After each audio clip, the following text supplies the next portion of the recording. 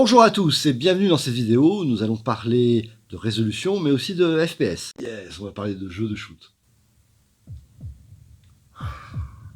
Non, non, non, non. Images par seconde.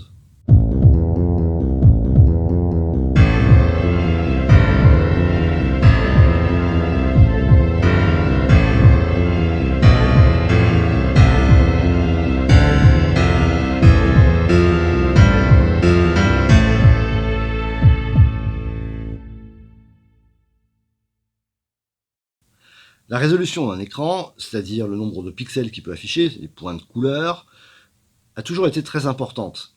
Ça ne date pas de l'informatique. Cette résolution existait déjà pour les pellicules, que ce soit photo ou cinéma. On appelait ça le grain de la pellicule, la quantité de matière disponible pour noircir ou pas. Les pellicules à haute résolution donnaient des résultats plus détaillés, mais étaient moins sensibles à la lumière que les pellicules à faible résolution, qui elles réagissaient très vite, donc étaient capables de filmer dans le noir, l'obscurité, mais avaient une très très faible résolution. À l'arrivée de la télévision, dans les années 1930, le grain s'est transposé à l'écran sous forme de grilles rectangulaires de pixels. Si les premières retransmissions télévisées étaient faites de 60 lignes noir et blanc, ah ouais quand même, ça pique les yeux. Ouais, ça pique un peu, je vous laisse pas comme ça. La résolution va rapidement passer dans les années 1960 à 625 lignes, voire même 819 en France et en Belgique, pour se stabiliser en 1967 à 625 lignes couleur. La stabilisation vient surtout du fait que les fabricants de tubes cathodiques de l'époque préféraient avoir une seule chaîne de montage qui fasse toujours la même chose, c'est-à-dire 625 lignes. À l'arrivée de l'ordinateur, les résolutions se sont effondrées. Pas parce que l'ordinateur était pourri, mais juste parce qu'il fallait créer les pixels de rien. Le Color Graphic Adapter de IBM, en 1981, le CGA, avait une résolution de 320 par 200 lignes, soit 64 000 pixels. C'était faible, certes, mais c'était quand même 8 fois plus simple à gérer que les 500 000 pixels nécessaires pour la télévision. Il faut dire aussi que les cartes graphiques n'existaient pas encore. Enfin, elles existaient, mais elles étaient intégrées dans l'ordinateur, elles étaient relativement simples et basiques. Et à l'époque, 8 fois plus de traitement, c'est beaucoup plus cher. Puis vinrent d'autres standards. Le EGA, en 1984, 350 lignes. E, c'était pour Enhanced. Le VGA, probablement le plus connu, 480 lignes. Le Super VGA, SVGA, 600 lignes. XGA, 768 lignes. X pour Extended. XGA+, 900 lignes. SXGA, Super Extended Graphic Adapter, 1024 lignes. SXGA+, 1050 lignes. D'ailleurs, celui-là, vous le trouverez encore sur certains ordinateurs portables.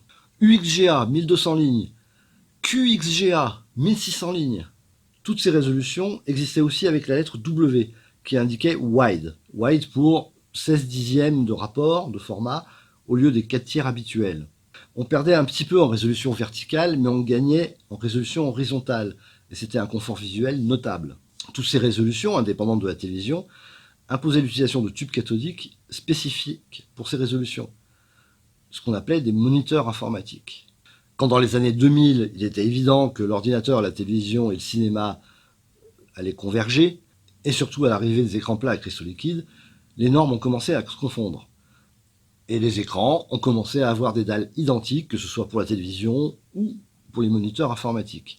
Et avec les résolutions qui viennent avec. Alors c'était tout du 16:9, l'ordinateur il a bien perdu. 1080p, 1080 lignes, aussi appelé Full HD. Le P c'est pour progressif, mais j'y reviendrai un peu plus tard.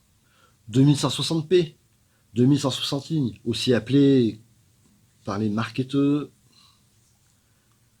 4K, pour les 3840 pixels de large. 3840, 4K, c'est logique. Et plus récemment, le 4320p, donc 4320 lignes, aussi appelé 8K. 7680 pixels, 8K. J'abandonne. Et non, je n'ai pas tourné en 8K pour vous montrer. D'abord parce que je n'ai pas de caméra 8K, et puis ensuite, ça serait complètement inutile, vous ne verriez absolument pas la différence sur une vidéo YouTube.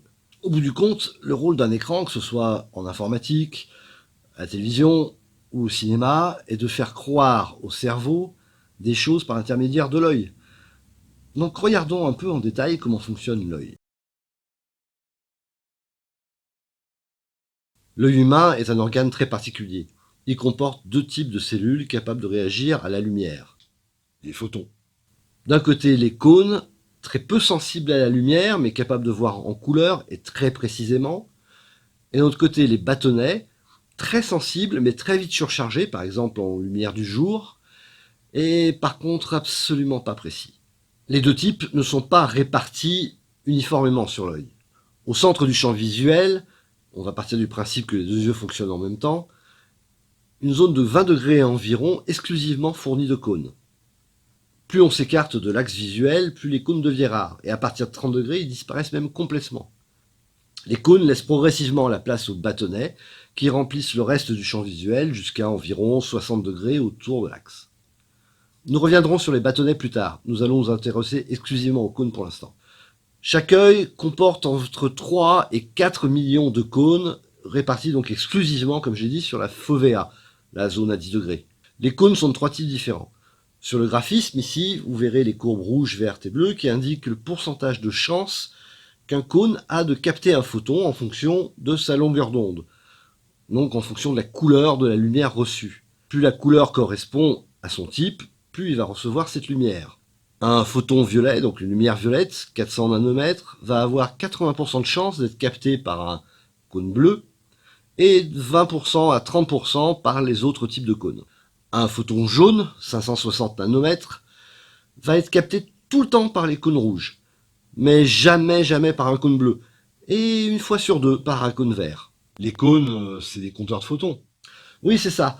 Et en fonction du nombre de photons reçus, le cerveau va recalculer une couleur. Cette particularité de l'œil humain fait qu'il est tout à fait possible de lui faire croire à n'importe quelle couleur avec seulement trois types de photons, trois longueurs d'onde. Le rouge, le vert et le bleu. D'où notre modèle RVB de couleur primaire. Qu'on soit bien d'accord, le système RVB n'est qu'une illusion. En aucun cas, il ne sera capable de reproduire, par exemple, les couleurs émises par une lampe à sodium. Il fera juste croire à notre cerveau que c'est le cas. Le principe d'ailleurs est le même pour les pellicules, que ce soit en photo ou en cinéma. Une lampe à vapeur de sodium émet une dizaine de fréquences différentes, alors que le système RVB ne peut en émettre que 3. Tout ce que fait le système RVB, c'est stimuler notre œil exactement de la même façon que le feraient les 10 types de photons émis par la lampe à sodium. L'autre particularité, c'est que ce système ne fonctionne que pour certains mammifères, comme nous. Les chats et les chiens n'ont pas de cône rouge. Les crocodiles ont 4 types de cônes. Donc forcément, le système RVB sera un poil inadapté pour eux. Le principal de l'acuité visuelle vient de la zone de 3 à 5 degrés autour de l'axe, en plein milieu de la fovea. Et comme je disais, on a environ 3 à 4 millions de cônes répartis principalement dans cette zone. Dans cette zone, la capacité de résolution de l'œil, enfin, si vous avez une vision parfaite, sera de 0,7 minutes d'arc. Ok, dit comme ça pète un peu. Je me représente pas bien là. La capacité de résolution, c'est la faculté de l'œil de distinguer deux éléments comme étant distincts et de ne pas les mélanger. En dessous de ces 0,7 minutes d'arc, s'ils sont trop proches, donc, les éléments apparaîtront comme un seul. Si on reprend nos émetteurs RVB, quand on dépasse cette capacité de résolution, quand les émetteurs sont de plus en plus proches donc, notre œil les considère comme un seul point, un pixel, avec une seule couleur. Et c'est ce qu'il faut arriver à faire pour que votre œil voit du blanc et pas du rouge, du vert et du bleu en même temps. D'ailleurs, si vous vous rapprochez suffisamment d'un écran, il y a de fortes chances pour que vous puissiez voir encore ces éléments, ces émetteurs rouge, vert et bleu distinctement. Mais à bonne distance, les émetteurs ne font plus qu'un, c'est vraiment ce qu'on appelle le pixel. Comme je disais, le pouvoir de l'œil est environ de 0,7 minutes d'arc, soit 85 éléments par degré d'angle. Donc sur les 5 degrés, vous allez pouvoir être capable de voir 5 x 85, c'est-à-dire 420, un peu 425 éléments différents, pas plus. Bon, faisons un peu de trigonométrie. Ça veut dire qu'à 80 cm d'un écran, grosso modo la distance entre l'œil et l'écran de l'ordinateur, l'œil est capable de voir des objets pas plus gros que tangente de 0,7 minutes fois 80 cm égale 0,16 mm. Si votre pixel est plus petit que 0,16 mm, vous ne serez incapable de le distinguer des autres. S'il est plus gros, vous le pourrez. Puisqu'on a déterminé la taille d'un pixel, et qu'on connaît la taille d'un écran, on peut savoir, en fonction de la taille de cet écran, justement, quelle résolution il doit avoir. C'est assez simple. Il suffit de faire une division, une règle de 3. Sur un écran de 19 pouces, soit 237 mm de haut environ, il faudra 1480 lignes. Sur un écran de 28 pouces, donc 349 mm cette fois, il faudra 2181 lignes. Sur un 32 pouces, 398 mm, 2487 lignes. Plus l'écran est grand, plus la résolution doit être élevée. Même si l'œil ne voit bien que 4 cm là où il regarde, comme l'œil peut se déplacer partout, il faut que la résolution soit à peu près identique de partout. Si on se recule par rapport à l'écran, par exemple un écran de télévision, disons à 2 mètres de la télé, personnellement ce serait plutôt 3 mètres, mais bon, disons 2 mètres. Forcément la taille du pixel va pouvoir augmenter. À 2 mètres, ce seront plus que des pixels de 0,4 mm. Dans ces conditions, un écran de 55 pouces, 685 mm de haut, devra avoir une résolution de 1712 lignes. Un écran de 65 pouces, 609 mm, devra avoir 2022 lignes. Un écran de 85 pouces aura besoin de 2644 lignes. On peut bien sûr faire le calcul inverse. Donc à une distance donnée de l'écran et pour une résolution donnée, quelle taille maximale peut avoir cet écran. Repartons sur l'écran d'ordinateur à 80 cm, le 1080p, 173 mm de haut, 14 pouces. Ouais, c'est petit. Hein. Le 2160p, donc le 4K, 28 pouces. C'est assez logique. On multiplie la résolution par 2, donc l'écran peut être le double en taille. Et du coup, le 8K, 691 mm de haut et 56 pouces. Je sais pas si vous imaginez un écran de 56 pouces sur le bureau. On reviendra un peu sur les spécificités dans les jeux vidéo plus tard. Reprenons sur les télévisions. Et donc, plaçons-nous à 2 mètres cette fois. 1080p, 432 mm, 34 pouces. 2160p, donc le 4K, forcément, 860 mm, 68 pouces. Et le 8K alors?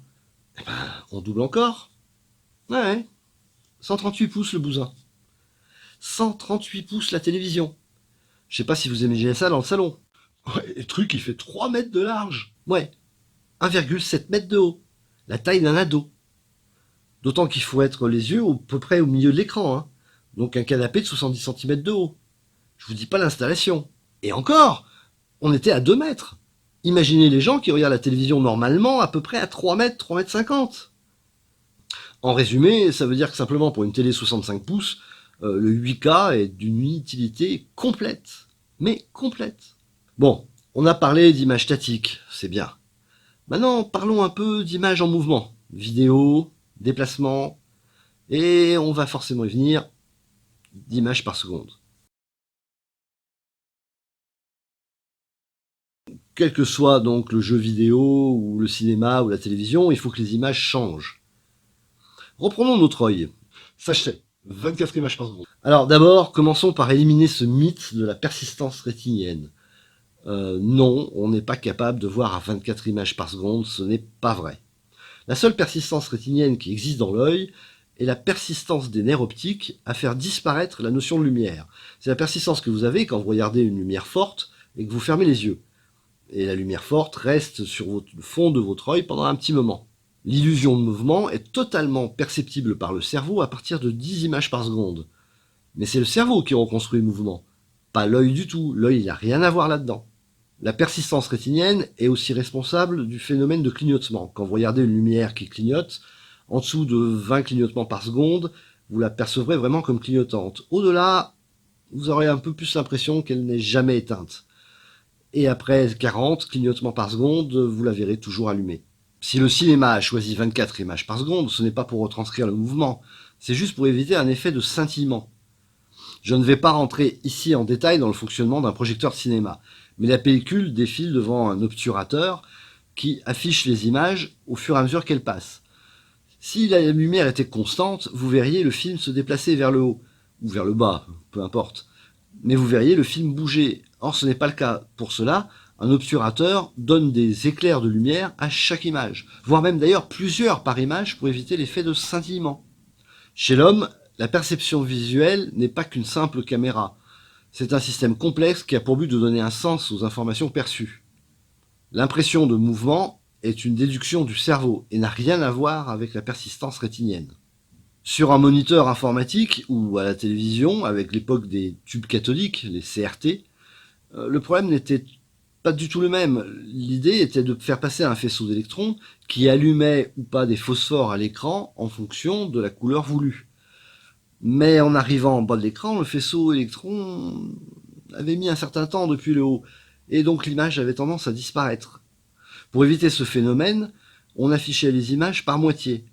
Une première moitié avec toutes les lignes impaires, et le faisceau repartait au début pour afficher toute l'image avec les lignes paires, ce qui évitait l'impression de noir en haut et de blanc en bas et de scintillement du coup de l'écran, enfin surtout d'alternance de l'écran.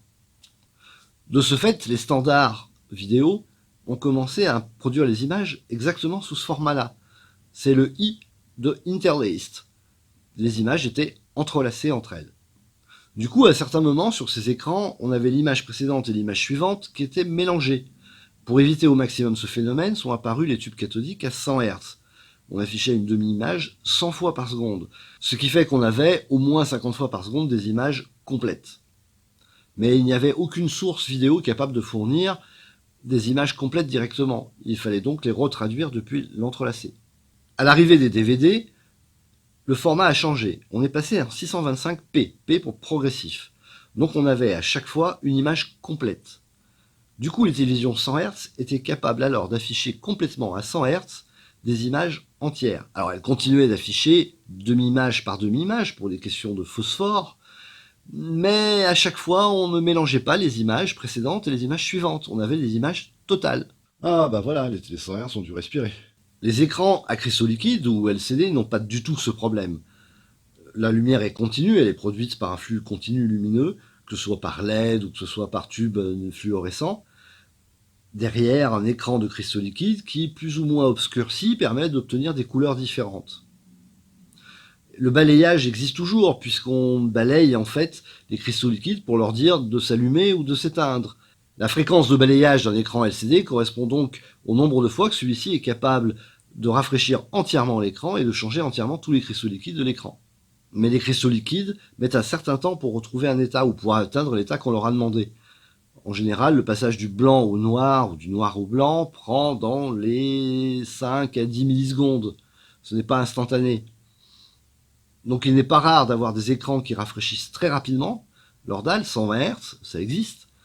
Mais si on leur donne 100 Hz du blanc et du noir, alternés, l'écran affichera du gris. Pas à cause de notre œil, juste à cause des LCD eux-mêmes. Les LCD n'auront même pas le temps de s'éteindre ou de se rallumer entièrement. Ils resteront à l'état gris tout le temps. Vous allez me dire, mais qu'est-ce que ça fait ici? La fréquence de rafraîchissement correspond un peu au nombre d'images par seconde. Donc, ici pour un film, c'est pas très grave, parce qu'on a de toute façon 30 images par seconde, on n'a pas besoin de réagir à ça, et les écrans sont suffisamment rapides maintenant pour afficher 30 images par seconde sans aucun problème. Même 60 images par seconde. Pour un jeu vidéo, c'est différent. L'œil est capable de détecter des mouvements très rapides dans son champ visuel. Même 10 millisecondes, voire 5 millisecondes pour les plus aguerris d'entre nous. 5 millisecondes, c'est 200 Hz. Les bâtonnets, j'avais promis que j'en reparlerai, sont capables de voir cette modification à l'extérieur du champ visuel, donc sur les côtés, en moins de 5 millisecondes. Et c'est là que c'est vraiment important pour les jeux vidéo. Selon le type de jeu vidéo, notre cerveau a besoin de plus ou moins d'informations, ou des informations de précision, ou des informations de rapidité. Prenons l'exemple, un jeu de stratégie. Vous avez besoin d'avoir le plus d'informations possible au centre de la vue, mais pas forcément que ça soit très rapide. Vous n'avez pas besoin de réactions ultra rapides pour ça. Par contre, sur un FPS, et là je parle bien de first person shooter, donc un jeu de tir à la première personne, vous avez besoin de détecter le moindre petit changement dans le champ visuel. Donc il faut que l'écran réagisse très vite.